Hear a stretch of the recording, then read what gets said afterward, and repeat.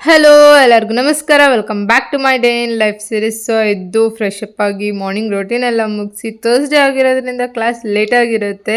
So ತಿಂಡಿ ಮಾಡ್ಕೊಂಡು ಪೂಜೆ ಮಾಡೋಕ್ಕೆಲ್ಲ ಆಗಲಿಲ್ಲ, ಸ್ವಲ್ಪ ಹೆಲ್ತ್ ಅಪ್ಸೆಟ್ ಆಗಿತ್ತು.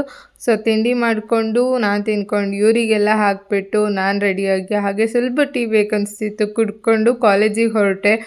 ಡೈಲಿ ನಮ್ಮನೆಯಿಂದ ಕ್ರಾಸ್ವರೆಗೂ ಇವರೇ ನನ್ನ ಬಿಟ್ಕೊಡೋದು, ಎಷ್ಟು ಸೇಫಾಗಿ ಬಿಟ್ಕೊಡ್ತಾರೆ ಗೊತ್ತಾ. ಅದಾದ್ಮೇಲೆ ಇವ್ರು ನನ್ನ ಜಾಯಿನ್ ಮಾಡ್ಕೊತಾರೆ, ಇವ್ರು ನೀಟಾಗಿ ಕರ್ಕೋಗಿ ಬಸ್ ಸ್ಟ್ಯಾಂಡ್ವರೆಗೂ ಬಿಡ್ತಾರೆ ಸೇಫಾಗಿ. ಟು ಬಿ ಫ್ರ್ಯಾಂಕ್, ನಿಜ ಹೇಳ್ಬೇಕಂತ ಹೇಳಿದ್ರೆ ಈ ಮನುಷ್ಯರಿಗಿಂತ ಈ ಪ್ರಾಣಿಗಳ ಜೊತೆನೆ ಟೈಮ್ ಸ್ಪೆಂಡ್ ಮಾಡಕ್ ತುಂಬಾನೇ ಇಷ್ಟ ಆಗುತ್ತೆ ನನಗೆ. ಇವತ್ತು 2 ಕ್ಲಾಸ್ ಇದ್ದಿದ್ದು ಮುಗಿಸ್ಕೊಂಡು ಮತ್ತೆ ಮನೆಗೆ ರಿಟರ್ನ್ ಆದೆ. ಮತ್ತೆ ಇವ್ರು ವೆಲ್ಕಮ್ ಮಾಡಕ್ ರೆಡಿ ಆಗಿದ್ರು. ಅವರೆಲ್ಲ ವೆಲ್ಕಮ್ ಮಾಡಿದ್ರು ಅಂತ ಇವಳು ನಿಂತ್ಕೊಂಡು ಕಾಯ್ತಾ ಇರೋದು.